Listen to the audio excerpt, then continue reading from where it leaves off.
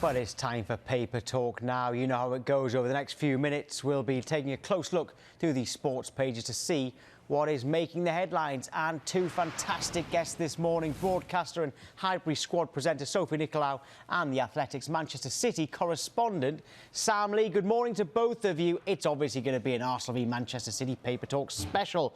And we start with the back page of the Daily Mirror, which reads, "You're going to have to fight me for this title." The paper phrasing quotes from Pep Guardiola's news conference yesterday. Right, Sam, going into a bit more detail about Guardiola and what he had to say. What's this article saying in the Mirror? Yeah, so it's saying he's taunting Arsenal and saying, right, so he actually says, if you want this title, OK, fight for it. Take it. It's in our hands. We'll defend this title until the last day. The issue with that is it's not so much a taunt as a kind of challenge to his own players. What he's been saying in the last few weeks is his players have been missing something, and if they've got any chance of fighting for the title, they need to get that energy and desire back, the energy and desire that Arsenal have got. So basically what he's saying is we need to fight for this title. We need to make sure that we're on it. If we don't, that's hard to take. But as long as they fight for it, if Arsenal win, fair enough. But what Guardiola wants is his own players to be on their game and to fight all the way, and obviously that starts tonight. I think Arsenal, Tom, have known that they're in a fight pretty much the whole season, but definitely the last two games have been exceptionally stressful for Arsenal fans and haven't gone our way. And it's really important that Arsenal bounce back here, and they are in a fight, definitely. It's a massive moment for the Gunners. It's a huge opportunity to further elevate the narrative that has been building since last season. It's time to really illustrate process leading to progress. Beating a team like Manchester City that we haven't done so in the league for a very long time now would send a massive statement, especially after Pep Guardiola's antics during his press conferences over the last 10 days. He definitely seems a little bit rattled, but he's cleverly utilising what's been happening to galvanise his own team. And I think also Mikel Arteta is galvanising the Arsenal players after what happened at the weekend. But these are the games that we've got to win in order to become champions of England. Honestly, I'm so happy that I'm watching this as a neutral tonight because I cannot wait. Right, let's go on to the Daily Telegraph, and their chief sports writer Oliver Brown's article today is about Mikel Arteta being sick of being the master's apprentice and now wants to beat Pep Guardiola. So, Sophie, just give us a flavour of Oliver's piece in the Telegraph. Yeah, it's a really interesting piece. I think there's a few pieces, Sam and I were just chatting before we came on air, that are really interesting this morning. And in particular, they've taken on almost like a Hollywood theme, a good versus evil, a master versus the apprentice narrative. But it's clear in Oliver's article, he simply says that Mikel Arteta wants to win. And every single Arsenal fan wants to win this game as well.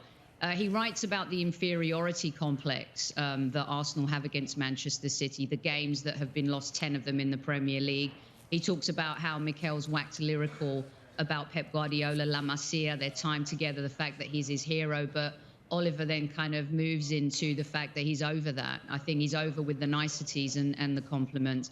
It's really interesting, too, as part of that article, he leans into the Lee Mason controversy and how that is going to galvanise the team. And there's a couple of other interesting nuggets, Tom, as well, in terms of how many times Mikel Arteta and Pep Guardiola have changed their starting lineups over the season so far. 14 for Arsenal and 53, I think it's 53 or 54 for Manchester City. And then he goes into the matchups as well, the interesting ones being Haaland versus Saliba, Odegaard versus Rodri, and Nathan Ake versus Saka. A really nice piece that kind of gives an overview of what this game's what the game means to Arteta to beat Pep Guardiola finally. Yeah, it's funny because obviously he's saying Arteta's sick of being the apprentice and all this kind of stuff, but I just think he's sick of being asked about it. You know, if you ask Guardiola the same thing, you know, you're friends with Mikel Arteta, does that affect how you feel about the title race or whatever? You know, not for 1 second. You know, if Guardiola's son was manager of Arsenal, he'd still say he'd want to beat them tonight and win the title. I think Arteta's just sick of being asked about it. You know, he does want to win. It's just funny with Arteta. Watching him on the sidelines, he's so animated. Watching him in the press conferences, he's got the same kind of straight face, whether he's delivering good news or bad news. When he was talking about the VAR stuff yesterday, saying, no, we really appreciate their apology, but ultimately it's not good enough, and I'll only be happy if they give us the 2 points back. You really got to listen to what he's saying, because you can't tell whether he's happy or sad. But with this, I think he's just sick of being asked about his friendship with Guardiola all the time, justifiably so, because they are top of the league. Well, they won't be friendly tonight, that's for certain. The Sun's back page has Pep Guardiola saying he's going to get you, talking about Arsenal. But inside the paper, I've turned to the inside, and the strong words of warning for Guardiola from a former Arsenal captain, Sam, who is the former Arsenal skipper, that's speaking to the Sun. Yeah, it's Tony Adams, and part of the article he says, I should know because I've won 4 titles, and that kind of makes me think I've got to be careful with what I say there, because he's got a good point. He has won 4 titles, so I suppose to an extent he knows what it takes, but I'm not sure about the content of the rest of it. It's the old trope about Guardiola's arrogance. There's part of it, he says, it's almost as if his arrogance is saying, we don't need a left back, I can put Kevin De Bruyne on the bench, we can have a completely lopsided formation, and we can still win the game. I mean, Guardiola's been doing that for more than a decade now. It's not new, it does win. The main thrust of the article is Guardiola needs to pick his best defence, and if they do that, they'll win the game. He says they need to keep Saka quiet, but if he does what he's been doing recently, that's not going to happen. But, I mean, the FA Cup game a couple of weeks ago, Arsenal were the better team for a long period of that game, but Saka didn't do anything, in fairness. So if Guardiola just does what they did that night in terms of approaching Saka, they'll be all right. It's a bit of a strange article. It's saying Guardiola's making too many changes. He doesn't know his best team. In fairness, there is merit to that, because Guardiola's had so many kind of off-field things to fix and sort out and try different combinations. It's just a bit strange. It talks about Cancelo going to Bayern Munich. They've lost a great player, but they kind of also lost a bad character that they needed to root out, basically. So there's a lot of things you can tell Tony. Look, I've got the benefit of City all the time. Tony's obviously looking at it from the outside, going, don't know about that, don't know about that. But if you were to listen to a few press conferences, ask around a bit, it does become more obvious. And the fact that he's left De Bruyne on the bench recently, again, if you're watching City, you'd realise he's not been that good, but he was good at the weekend, so maybe he'll be in tonight. Only one City player has started every game in the Premier League this season, and that's Ederson. Arsenal have 7. Now, that doesn't mean anything in terms of who wins tonight, but I think that's where Tony's coming from, in a sense that we've seen Pep tinker a lot, Tom and Sam, in the Champions League, and maybe it's cost them. It's kind of square pegs, round holes sometimes, and I think that's where Tony was gearing his piece towards. And even though we lost that FA Cup game, which was, no one wants to lose, but we made 6 changes. City had a pretty strong side. And yes, Saka was silenced, but I think that with the tinkering that has happened this season, and City fans feel like maybe Pep has gone a little bit too far as well, that Tony kind of hit the nail on the head on that one. Right, OK, we've got time for one more paper here, and we're going to end our top 2 special in The Guardian, and Barney Ronay wondering if Pep Guardiola is going to go full Haaland, that's a quote, tonight. Sophie, what is full Haaland? I think this is funny. Full Haaland, well, he's definitely been going full Pep, hasn't he, in the last 10 days? There's no doubt about that. Maybe full Haaland means playing his best players in their best positions and giving Haaland the opportunity to kind of do what he does best. I really enjoyed reading Barney's article because he gave this one a bit of an Empire Strikes Back theme, whereas for me, Pep Guardiola was more like a character from a Scorsese film in his press conference the other day when he was talking about not leaving this chair.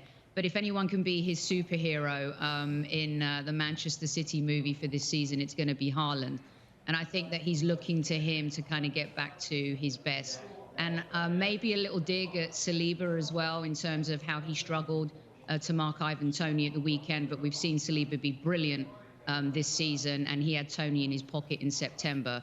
So that's going to be an interesting one, and we'll see what Haaland does tonight. He's been amazing so far this season, but they're still second in the league, and Arsenal are currently top. I think Tony Adams talked about Saliba as well and not being able to handle Haaland, so that's an interesting one. But yeah, in terms of the Barney Ronay article, yeah, it's effectively saying that the way Guardiola's tried to gel Haaland into this team, which has been a big topic this season, has maybe been, reading between the lines here, has maybe been a little bit slow and ponderous, and it is making him do the things he doesn't like doing, like dropping deep and passing the ball. he mentioned the Spurs game the other week where he didn't get in the game at all, did he? Against Villa, he didn't actually touch the ball that often, but they were playing to his strengths a lot more, playing balls over the top, letting him run towards goal. I think that's what Barney's getting at here. And he's saying maybe with this backdrop of the Premier League charges and Pep coming out fighting and all this kind of stuff, maybe he goes to Arsenal and he goes more direct to Haaland. And look, if Arsenal play a high line and they mark man-to-man like they did the other week, there's going to be opportunities to do that. So, yeah, Barney's saying maybe they just unleash Haaland, they play the ball up to him and play to his strengths rather than trying to get him to drop deep and pass it around. I think that'll be the long-term strategy, but maybe not tonight. Well, Sam and Sophie, you have, as ever, been excellent this morning, and I do genuinely wish both of you the best of luck tonight. And like I said, I'm glad I'm just going to be watching it on my sofa as a neutral. Right, we'll bring you a first look at tomorrow's back pages at 10:30 tonight with broadcaster Shaban Ahern and the Sun's football editor, Charlie Wyatt. Right, OK, so there you go. That's at 10:30.